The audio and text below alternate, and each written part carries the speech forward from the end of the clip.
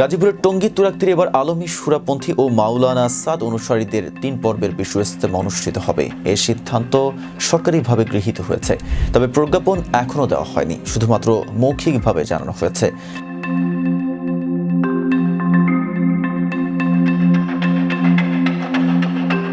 Gazipur metropolitan পুলিশের উপকমিশনার NM Nasir Uddin জানিয়েছেন, আলমী সুরাপন্থী এবারের ইজতেমা 2টি পর্বে করবেন।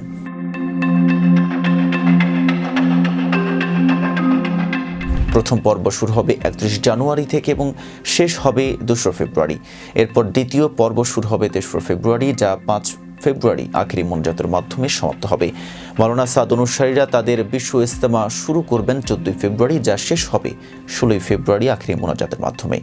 আলমী সুরাপন্থী মিডিয়ার সমন্বয়ক হাবিবুল্লাহ রাইহান জানিয়েছেন, তাদের প্রথম পর্বের ইজতেমা 31 জানুয়ারি বাদ মাগরিব শুরু হয়ে 2 ফেব্রুয়ারি সকালে শেষ হবে এবং দ্বিতীয় পর্ব 3 ফেব্রুয়ারি বাদ মাগরিব শুরু হয়ে 5 ফেব্রুয়ারি আখেরি মোনাজাতে শেষ হবে।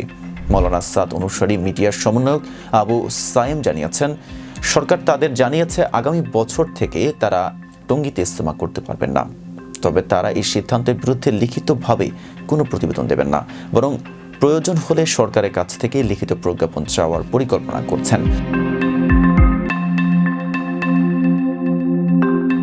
এবারে বিশ্ব ইজতেমার তারিখ নির্ধারণ করা হলেও এখনও কোনো প্রজ্ঞাপন প্রকাশ করা হয়নি, যা বিষয়টি নিয়ে কিছুটা বিভ্রান্তির সৃষ্টি করেছে।